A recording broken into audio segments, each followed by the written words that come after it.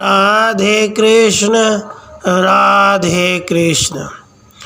भूमिपति दंडी के समान सब भूतों में दंड धारण करता हुआ प्रजापति के समान स्वयं प्रजा का अनुग्रह करे, यही शास्त्र सम्मत कार्य है।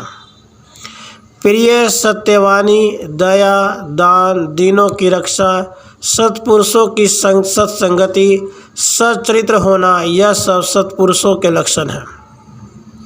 हृदय में प्राप्त हुए बड़े दुख से घिरा हुआ, जैसे बड़ी करुणा से युक्त होकर सदा दीनों का उद्धार करना चाहिए।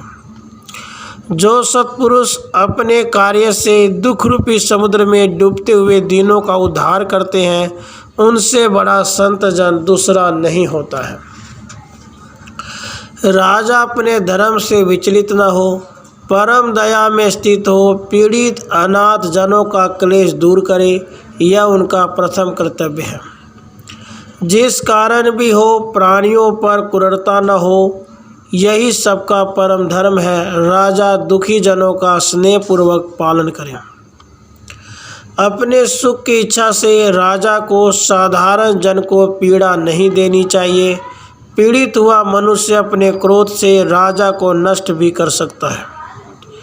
ऐसा कौन कुलीन श्रेष्ठ पुरुष होगा जो अपने थोड़े से सुख के लिए अल्प बल वाले प्राणियों को बिना विचारे पीड़ित करे। ऐसा करने वाला प्राणी निश्चय ही अधम होता है। आदि व्याधि से युक्त आज अथवा कल नाश होने वाले शरीर के निमित्त धर्म से रहित कार्य भला कौन करेगा? केवल मूढ़ ही ऐसा कर सकता है।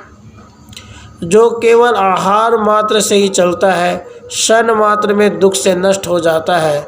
इस छाया मात्र से देह को जल के बुलबुले समान जानना चाहिए, जो कभी भी नष्ट हो सकता है। जबकि मेघमाला अति शीघ्र गामी महापवन से इधर उधर डोलने लगती है, तब विषय रूपी शत्रुओं से महात्मा लोग किस प्रकार विचलित न होंगे, अर्थात उन पर भी प्रभाव पड़ता है। जल के भीतर हिलते हुए चंद्रबिंब के समान चंचल निश्चय ही देहधारियों का जीवन है। जल के भीतर हिलते हुए चंद्रबिंब के समान चंचल निश्चय ही देहधारियों का जीवन है। यही समझकर सज्जन निरंतर कल्याणकारी कर्म करते रहे। इस जगत को मृग तृष्णा के समान क्षणभंगुर जानकर अपने जनों से मिलकर धर्म और सुख के लिए कार्यरत रहना चाहिए। अपने प्रियजनों से सेवित यह महान पुरुष होता है, उच्च पद पर होता है। जिस प्रकार चंद्र किरणों से अमृत में राजमहल शोभित होता है, अर्थात सज्जन को सज्जनता ही उनका देदीप्यमान रूप है। चंद्रमा खिला कमल सरोवर के चित्त को प्रसन्न करता है, उसी प्रकार सज्जन पुरुष की चेष्टा भी चित्त को प्रसन्न करती है। सूर्य की तप्त किरणों से संतप्त उद्वेजन करने वाले आश्रयहीन उद्दंड मरुस्थल के समान दुर्जन की संगति को त्याग देना चाहिए। पर्वत के समान अचल सत्पुरुषों के भी अंतःकरण में दुर्जन अकस्मात प्रवेश कर उनके मन को अग्नि के समान जला डालते हैं, वह सज्जन को बड़ी पीड़ा देते हैं। जिनके श्वास से अग्नि के कण निकलते हैं, धूम्र से धूम्रायमान मुख वाले सर्प की संगति करना अच्छा है, पर हे महाभागा, दुर्जन की संगति अच्छी नहीं है। स्वच्छ हृदय वाले पुरुष जिस हाथ से पिंड देते हैं, दुर्वृत्त होने से वही पुरुष उसी हाथ से कुकर्म करने लगते हैं। तीक्ष्ण बाण रूपी विष को उगलता हुआ द्विजिह्वा रूपी मुखमाला दुर्जन रूपी सर्प साधु मंत्रों से ही असाध्य होता है, अर्थात दुर्जन की कोई दवा नहीं है। जैसे अपने जन के सत्कार के लिए अंजलि बनाई जाती है, इसी प्रकार हित की इच्छा करने वाले को इससे भी अधिक सत्कार करना चाहिए।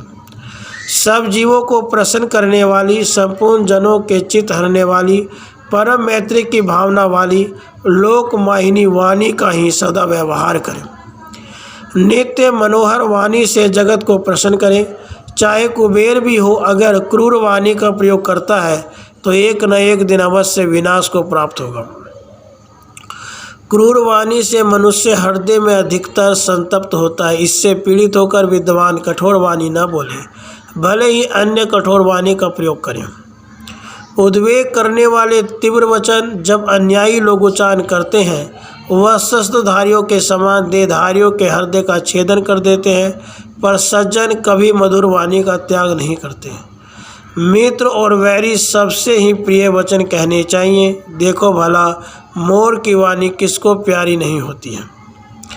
मद से अनुरक्त मयूर वाणी से अलंकार किए जाते, इसी प्रकार मधुरता युक्त वाणी से बुद्धिमानों की शोभा बढ़ती है। मद से रक्त हंस कोकिला मोर की भी ऐसी वाणी नहीं निकलती जैसे कि महात्मा सज्जन पुरुष मनोहर वाणी बोलते हैं। गुणों में अनुरागी श्रद्धा युक्त दया संपन्न पुरुष प्रिय वाणी बोलता हुआ धर्माचरण करें। जो प्रिय वाणी बोलते हैं, सत्कार करते हैं, वह सत्पुरुष निंदा रहित होते हुए हमेशा कामयाब होते हैं। वह मनुष्य शरीरधारी देवता होते हैं। शुचि आस्तिक पवित्र आत्मा होकर सदा देव पूजन करना चाहिए। गुरुजनों को देव के समान और सुहृदजनों को आत्मा के समान मानकर उनका पूजन करें। गुरुजनों को दंडवत कर सत्पुरुषों को नम्र भाव से, देवताओं को पुण्य कर्म से ऐश्वर्य के निमित्त सदा नमन पूजन करें।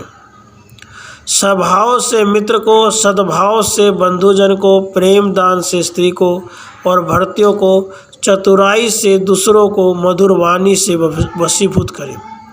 स्वभाव से मित्र को, सद्भाव से बंधुजन को, प्रेम दान से स्त्री को और भर्तियों को, चतुराई से दूसरों को मधुर वाणी से वशीभूत करें। दूसरों के कार्यों की निंदा न करना, अपने धर्म का पालन करना, दीनों पर दया करना और सबसे मीठे वचन बोलना ही धर्म है। प्राणपन से भी कपट रहित होकर मित्र का आदर करना, घर में आए हुए से प्रेम पूर्वक मिलना, शक्ति अनुसार दान देना और सहनशीलता। बंधुओं के द्वारा बंधु सहयोग, अपने जनों से सच्चरित्रता और उनके रंजन का उपाय करना, यह सब सज्जनों का स्वभाव होता है। गृहस्थियों को सनातन मर्यादा में भली भांति रहना ही सुमार्ग कहा गया है। जो सज्जन निरंतर इस मार्ग से चलते हैं, वे इस लोक और परलोक में भी सुख को प्राप्त होते हैं। जो कोई इस मार्ग पर चलता है, उसके शत्रु भी मित्र हो जाते हैं। राजा यदि अभिमानी न हो तो उसके विनय और गुणों से सारा राज्य उसके वशीभूत हो जाता है।